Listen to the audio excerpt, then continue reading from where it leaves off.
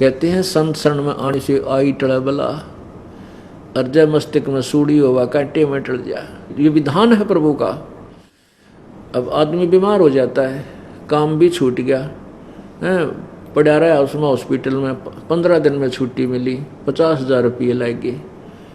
और पुण्यात्माओं, आप जहाँ से कदम रखते हो ना इस भगवान के दरबार के लिए, वहीं से आपके पुण्य शुरू हो जाते हैं। जो आपका किराया आने जाने में लगता है, ये पुण्य में लगता है आपका, ये भी पुण्य में काउंट होता है, ये आपका धर्म में गिना जाता है। तो ये सभी मिलकर आपको बहुत ही लाभ देता है। पुण्यात्माओं, अब संसार के व्यक्ति जो भगवान से अपरिचित हैं, वो आपके बारे में ना जाने के विचार रखते हैं। वह क्या कहते हैं, भाई हम तो 6 महीना में जाया करें माता दोकड़, और ये 30रे दिन सत्संग में चले जाते हैं, 10वें दिन भाग लेते हैं, इनका दिमाग खराब हो रहा है, ये तो बौड़ी बूझ हैं, ये तो काम जो है ना अपना नाश करेंगे, पैसा बर्बाद करते हैं, देख लियो थोड़े दिन में कंगाल हो जाएंगे। परमात्मा कबीर जी कहते हैं, चिड़ी चौंच भर लेगी नदी न घट्यो नीर, और दान दिए धन घटे नीनो कह रहे साहिब कबीर। परमात्मा अपने सिग्नेचर कर रहे हैं कि दान तो धन नहीं घटेगा, लेकिन कुपात्र को दिया हुआ दान लाभ नहीं देता। सुपात्र यानी ठीक ठिकाने। अब बंजर खेत में गेहूं बोनता है, गेहूं नहीं उपलब्ध होगा। अपनी अच्छी संवारी हुई डहर के अंदर, डहर खेत में बीज बोगे, वो जमीन अपना धन रखेगी नहीं, कई गुना करके देती है। अब जैसे किसान 1 एकड़ जमीन में और 40 किलो गेहूं डालता है, एक बार तो वो ऐसा लगता है जैसे गेहूं बर्बाद कर दिए, माटी में गिर दिए, और फिर वो 60-70 मन, 70-80 मन लाता है 40 किलो के, यानी 1 मन के 80 मन गेहूं वो लेकर आता है 1 एकड़ में। अब पुण्यात्माओं, ये विचार करने की बात है कि जो इस प्रोसीजर से परिचित नहीं है परमात्मा के मार्ग तक, उनको तो हम ऐसे लगे हैं जैसे ये बर्बाद कर रहे हैं धन को। एक समय एक किसान गेहूं बोआ था, और एक बड़े शहर का रहने वाला कोई बाबूजी, कोई अच्छा कर्मचारी, जिसकी पहली बार गांव में ड्यूटी लगी थी, शहर से वो गांव की तरफ जा रहा था। रास्ते में उसने देखा कि एक व्यक्ति गेहूं को और मिट्टी में डाल रहा है। उस शहर के बाबूजी को तो वो गेहूं अपने घर में लोहे की टैंकी में देखे थे, गले हुए सुरक्षित, और उसके विषय में पता था कि ये खराब हो जाएंगे, पानी लग जाए तो खराब हो जाएंगे, उसमें और भी दवाई डाली जाती है ताकि वो ठीक रहें, खराब ना हो जाएं। और वो इतने अच्छे खाने की वस्तु है, जीवन दाता है गेहूं। तो उसने, बाबूजी ने देखा कि एक किसान गेहूं एक थैले में भर रखे हैं, और बैलों के पीछे एक यंत्र जोड़ रखा है, हल, उसके अंदर एक पाइप सी ला रखी होती है जिसको ओरना बोल रहे हैं, बीज बोने की एक पाइप होती है बीज छोड़ने की। तो उसमें डाल कर खेत की मिट्टी में वो गेहूं डाल रहा है। अब उस शहर के व्यक्ति ने सोचा, भाई यू आदमी मेंटल तो नहीं है, इतनी अच्छे खाने की चीज को और माटी में गिरने लग रहा है, इसका दिमाग खराब हो रहा है। वो खड़ा होकर कहने लगा, भाई रुकना, भाई रुकना भगत, भाई क्या कर रहा है तू ये? अरे इतनी अच्छी गेहूं कनक, देश में पहले ही खाद्य पदार्थों की कमी है, अन्न की कमी है, तू मिट्टी में मिला रहा है, तेरा दिमाग खराब है क्या? क्यों बर्बाद कर रहा है इस इतने अच्छे गेहूं को? अब वो किसान ने सोचा, यू बंदर कितना आ गया, यू मुझे शिक्षा दे रहा है। तो किसान बोला, बाबूजी मैं मिट्टी में गेहूं को बर्बाद नहीं कर रहा, मिट्टी में डालकर आबाद कर रहा हूं। ये बर्बाद नहीं हो रहा, ये मुझे आबाद करेगा। अब बाबूजी ने सोचा भाई यू अच्छा ये कैसे आबाद करेगा तुझे, तो खराब कर रहा है, ये तो खराब हो जाएगी। हमारे घर में ना लोहे की टैंकी में रखते हैं हम, और उसमें भी इसमें कीड़े लग जाते हैं, आप मिट्टी में डालकर कहते हो आबाद करेगा। तो किसान ने उसको पूरी तरह समझाया कि ऐसा है श्रीमान जी कि मैं 1 मन 40 किलो गेहूं लाया हूं और इस 1 एकड़ में डालूंगा, और फिर भूसा तो न्यारा होगा, जो धन मुझे मिलेगा पशुओं के लिए भूस जो बनेगा वो तो अलग होगा, और 80 मन गेहूं ले जाऊंगा, इसमें से 80 मन गेहूं मिलेंगे मेरे को। अब ये उसके गला उतरा नहीं, क्योंकि वो बाबूजी ने कभी प्रोसीजर देखा नहीं। वो कहने लगा भाई मैं तेरी बात को मानू नहीं, ये तो मिट्टी में बर्बाद हो जाएगा, तो कति खत्म हो जाएगा, देख लेना तीसरे दिन। अब कुछ दिनों के बाद किसान ने कहा कि तू, कुछ देर के बाद उनकी डिस्कस चलती रही, फिर कहा तू 4 महीने पाछा आइए, फिर दिखाऊंगा जादूगरी तेरे को। अब उस किसान, उस शहर वाला व्यक्ति का फिर मौका लग गया, जब गेहूं पकी हुई थी और ऊपर बाली में गेहूं परिपक्व हो चुके थे। उसको किसान ने फिर दिखाया कि देख भगत जी, ए श्रीमान, एक दाने का, एक बीज का ये गुच्छा बन गया, इसमें सैकड़ों पौधे, 10-20 पौधे उग गए, और प्रत्येक में बाली, एक बाली में 20-25 ये गेहूं हैं। उसने ऐसे ऐसे करके वो दिखा, देख। तब उस शहरी व्यक्ति की आंखें खुली और उसको सत्य माना। तो पुण्यात्माओं, जो आज आप धन दान कर रहे हो, किराए में पैसा लगा रहे हो, उन व्यक्तियों को और अनजान व्यक्ति को ऐसा लगता है जैसे ये तो मिट्टी में बर्बाद कर दिया, नाश कर दिया, खत्म कर दिया, खो दिया। नहीं, ये बर्बाद नहीं हो रहा, आपको एक दिन आबाद करेगा। ये परमात्मा का विधान है। अब अनजान व्यक्ति ने तो ऐसा लगता है तुम नाश करने लग रहे हो, आपको पता है कि हम तो वो प्रोसीजर मिल गया हमारे को जो हमें आबाद करेगा। कुछ दिनों के बाद आप देखना, आपके घरों में सबसे न्यारे आपके घर होंगे, आपके बच्चे सबसे न्यारे होंगे, इतने निर्विकार होंगे, दुनिया ये सोचा करेगी कि कोई बच्चा की ब्याह करा तो रामपाल वाले चेलियाँ कराएंगे, चेलियाँ के। नहीं तो अपनी बेटी ना आदमी ब्याह चल है ना, उससे पहले दिल न्यू करने लग जाना, मेरा किसा टकरा होगा, कोई शराबी हैं बटे हुए मिल गया, छोरी भी दुखी, माँ बाप भी दुखी। और हमारे घर में ये सैकड़ों, अब 100 कोस नहीं रहेगी ये बुराई, बीड़ी शराब मांस तम्बाकू की, और दुखी नहीं कर सकते एक दूसरे को। परमात्मा से डर लगेगा, थोड़ी सी भी कवासनी होगी तो 3 बार माफ़ी मांगेंगे एक दूसरे से, इतनी दया भर जाएगी। क्योंकि हम नास्तिक बन गए, भगवान से डर रहा नहीं, उसके संविधान से परिचित रहे नहीं, हम बर्बाद होते जा रहे हैं। एक दूसरे को चैन नहीं जरा सी भी, बेटी बहन तो पहला चिंता होले से भगवान क्यों करोगा, और 6 महीने के बाद तलाक के कागज तैयार हो जाते हैं। ये ऐसा जुल्म क्यों हो रहा है कि हमारे अंदर दया रही नहीं, भगवान का डर रहा नहीं, और परमात्मा का सहयोग रहा नहीं। अब क्या बताते हैं, अकल अलूने दीखते ये सर्व अकल के मूल, सदा रटे हरि नाम को ये झूले अनहद झूले। अब संसार को जैसे कहते हैं अकल अलूने दीखते, अकल अलूने उनने क्या कर कति बौड़ी बूझ मूर्ख से दिखा। अब संसार जो भगवान से अपरिचित है, इस मार्ग में नहीं लगा है, उनको तो हम अकल अलूने दिखें, कति मूर्ख नजर आते हैं।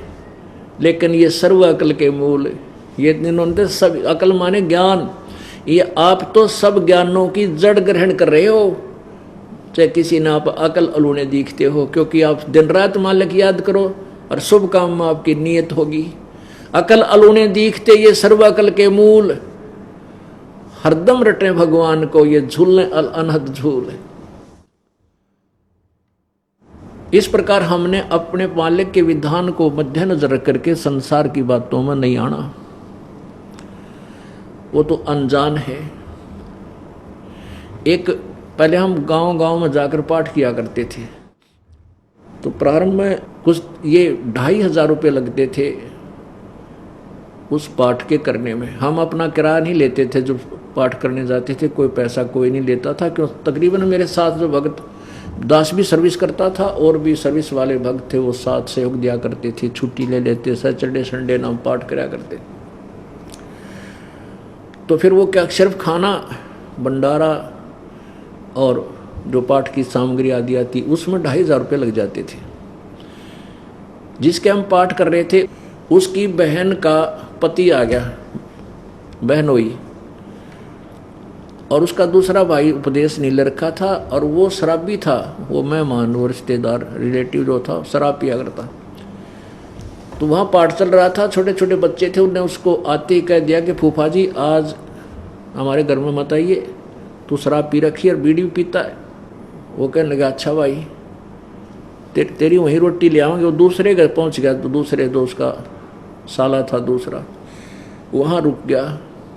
अब उन्होंने तो उसको पट्टी पढ़ा दी, वो तो नाश करेंगे, ऊपर चौबारे बना रखे हैं, उनका किवाड़ ना चढ़वाए गए, किवाड़ ना चढ़वाए 2,500 रुपये ला दिए, यो खागड़ा रहे न खुआन लाग रहा, 2,500 रुपया नाश कर दिया। अब वो सुबह जब हम तो चले गए पाठ पूठ करके, 20 दिन आया था शाम में, हम सुबह भोग लगा कर आगे पीछे बतावे थे वह बोले जी वो इब के कर ले संसार का। अब वो हमारा जो मेहमान खुद तो दारू पीवे और बीड़ी पीवे, कति बर्बाद होया पड़ा। मन ने शिक्षा दिया के नो कहे तने कुआड़ क्यों ना चढ़वा लिए, नाश कर दिया, 2,500 रुपये ला दिए, खुआ दिए लोग आते यहाँ पर। अब बताओ उसने मैं क्या समझाऊँ। आप दारू पीवे सारी बकवाद करे, मैं पुण्य का काम करूँ मुझे बिसरावे। फिर उसको बताया भाई कुआड़ भी चढ़ देंगे, धर्म का काम के रोज होया करे, ये कुआड़ तो और 2 दिन पीछे चढ़ जाएंगे। अब वो बताता था कि मेरी पत्नी इतनी बीमार रहा करती, हमने सारे दिखा ली थी और घर में बरकत नहीं, आए वर्ष एक भैंस मर जा, मुश्किल तो पाल पोस कर तैयार करा, वह भैंस की मृत्यु हो जाए, वो सारा बर्बाद हुआ था, गेली की नाश होया पड़ा था। अब वो उसकी पत्नी भी ठीक होगी, घर में बरकत होने लगी, बताओ पाठ क्यों ना करा होगा वो। और ये धर्म के काम तो वो भी इच्छा होती है अच्छी आत्मा की, तो धर्म तो दसके नहीं दसके तीनों लोग, खैर आयत में खैर है कीजिए आत्मपोख। तो इस प्रकार आपको अन्य व्यक्ति जो भक्ति से दूर हैं वो कुछ भी कहें, उनकी आप नहीं मान सकते यदि आपको पूर्ण ज्ञान हो गया तो पूर्ण ज्ञान कराने के लिए आपको यहाँ बुलाया जाता है। नहीं तो भक्ति आप घर पे कर सकते हो, कोई दिक्कत नहीं। लेकिन अभी आप कच्चे हो और इतने धनी नहीं हुए हो जितना ये दास बनाना चाहता है। आपको ज्ञान भी संपूर्ण नहीं है, बेसिक संपूर्ण ज्ञान हो भी जाए फिर भी कोई न कोई काल की अटकल आपका अड़ी रहेगी। और यहाँ आने से और कई पुण्य प्राप्त होते हैं, जैसे कई प्रकार के पाप होते हैं आपके। कुछ पाप तो ऐसे हैं जो पुण्य से समाप्त होते हैं, कुछ ऐसे पाप होते हैं जो संत जी के दर्शन, साधु के दर्शन से नष्ट होते हैं। कबीरा दर्शन संत का साहेब आवे याद, लेखे में वाए घड़ी बाकी का समय बाद। तो संत देव जी के दर्शन करने से ही कुछ पाप हमारे ऐसे ही कटते और तरीका नहीं उसका उनका, और कुछ ऐसे हैं आशीर्वाद से समाप्त होते हैं, और कुछ पाप ऐसे हैं जो मंत्र के जाप से ही नष्ट होते हैं। तो हमने जैसे ही कपड़ा मैला हो गया हमारा, कमीज ये कुर्ता, अब कुछ तो ऐसे मैल हैं पानी में डालते हैं मिट्टी उतर जाएगी, कुछ ऐसा मैल है कि ये कलर का लग जाता है उस साबुन से और से ही उतरता है, कुछ ऐसा मैल है कि ड्राई क्लीन से ही उतरेगा। तो सभी क्रिया अपना के हमने उस कपड़े को स्वच्छ करना है। तो अपने अंतःकरण को हमने सभी तरीकों से निर्मल करना है ताकि ये भगवान के योग्य हो जाए, ये कमीज पहनने योग्य रहे। इसलिए आपको यहाँ बुलाया जाता है। नमस्कार सर। नमस्कार सर। सर आपका क्या नाम है? सर मेरा नाम जवाहरलाल चौरसिया है, मैं रुद्रपुर उधम सिंह नगर उत्तराखंड से आया हूँ।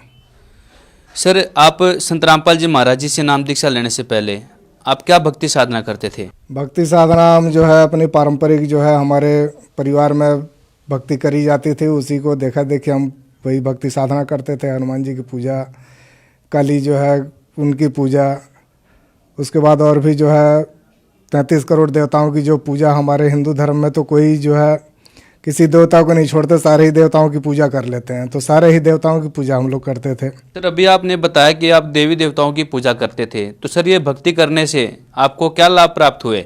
लाभ तो इसमें कोई नहीं हुआ, इसलिए कि मेरी तबीयत जो है ख़राब हो गई थी। मैं गार्ड की नौकरी करता था और गार्ड की नौकरी जो है बैठे बैठे वाली थी, और उस बैठे बैठे नौकरी में हड्डी चटक जाना ये अलग बात है, बहुत बड़ी बात है। तो मैंने सारे अपने इस रुद्रपुर के डॉक्टर, और हल्द्वानी में सुशीला तिवारी बहुत बड़ा मेडिकल कॉलेज है, वहाँ पर डॉक्टरों को दिखाया। तो उन लोगों ने बोला कि तुम्हारी हड्डी चटक गई है। हड्डी चटक गई भाई, कैसे हड्डी चटक गई है बैठे बैठे? तो उन लोगों ने सारी दवाइयाँ सारे डॉक्टरों से मैंने करवा ली। अपना जो है झाड़ फूँक जो करने वाले थे उनसे भी करवा लिया, लेकिन कोई लाभ नहीं हुआ मेरे को उससे। फिर आप संत रामपाल जी महाराज जी के शरण में कैसे आए?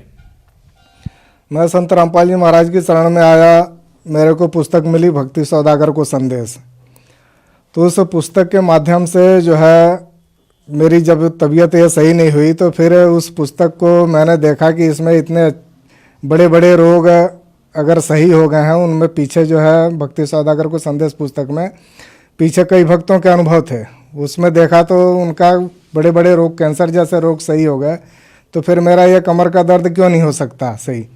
तो उसके चलते मैं जो है फिर बरवाला गया। बरवाला जो है संत रामपाल जी महाराज से नामदान लिया, और जो है ये रोग मेरा सही हो गया 2 महीने के अंदर।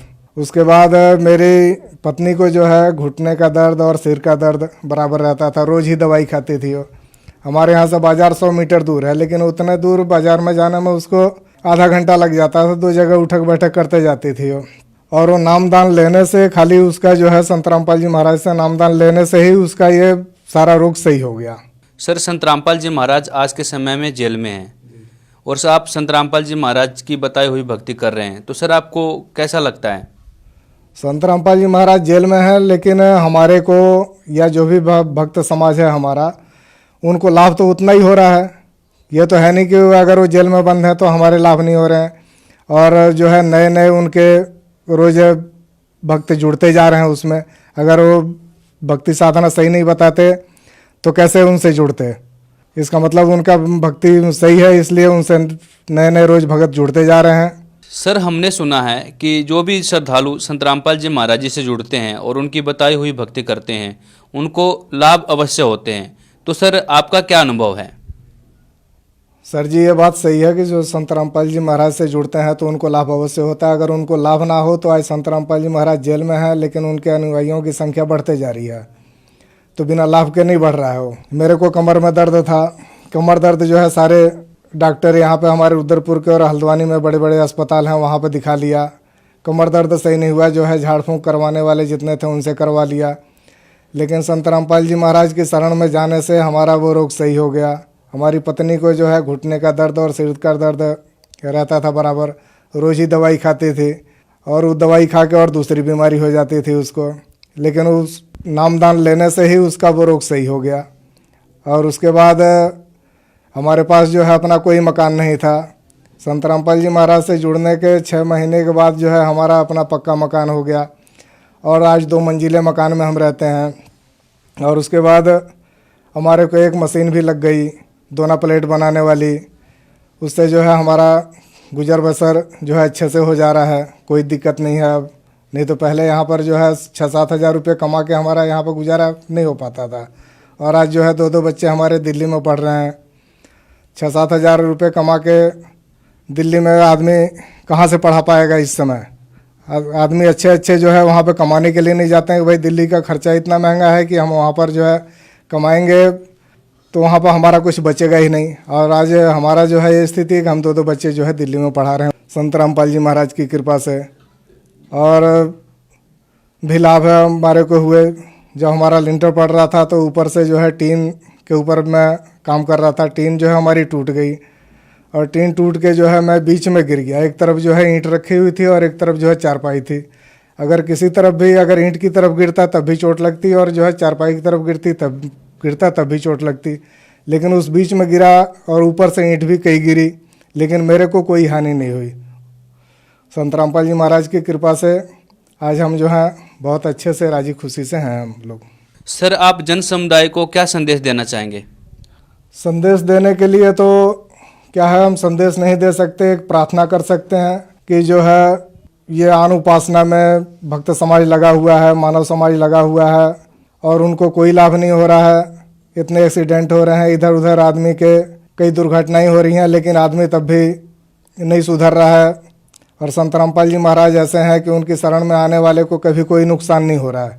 तो इसलिए ये मानुष जन्म जो है बार बार नहीं मिलेगा। संत रामपाल जी के शरण में आके और उनसे जो है सच्ची साधना लेके और भक्ति करो और अपना जो है इस मानव जीवन का कल्याण कराओ। सर, अभी आपने बताया कि जो भक्त संत रामपाल जी महाराज जी से जुड़ जाते हैं उनको कभी हानि नहीं होती है। ऐसी क्या शक्ति है संत रामपाल जी महाराज जी के पास कि संत रामपाल जी महाराज जी से जुड़ने के बाद किसी को भी कोई हानि नहीं होती? संत रामपाल जी महाराज जो है वो शास्त्र अनुसार साधना बताते हैं और जो है हमारे जो साधु संत हैं वो शास्त्र अनुसार साधना नहीं बताते, वो जो है आन उपासना कराते हैं। तो आन उपासना करने से हमारे को क्या लाभ होगा? भक्ति जो है करनी है तो उसको शास्त्र अनुसार भक्ति करो, उससे फायदा होगा। जैसे अब डॉक्टर जो है दवाई देता है, अगर वो सही दवाई नहीं देगा तो कैसे हमारा रोग सही होगा? वैसे ही ये भक्ति भी है। और ये जो है संत रामपाल जी महाराज जो है भक्ति लाइन के सबसे बड़े डॉक्टर हैं। आके इनसे आप जो है अपना कल्याण करवा सकते हैं और इनसे जो है नाम दीक्षा लेके अपना इस मानव जीवन को सुलभ बना सकते हैं। सर, संत रामपाल जी महाराज जी से यदि कोई नाम दीक्षा लेना चाहे तो कैसे ले सकते हैं? संत रामपाल जी से नाम दीक्षा लेने के लिए टीवी पर कई चैनलों में सत्संग आ रहा है, उस पर जो है पट्टी चलते रहती है नीचे की साइड में, उस पर जो है नंबर आते रहते हैं। उन नंबरों पर जो है आप फ़ोन करके और नज़दीकी नाम दान सेंटर का जो है पता पूछ के और जो है वहाँ पर जाके आप नाम दीक्षा ले सकते हैं। धन्यवाद सर। सत साहब।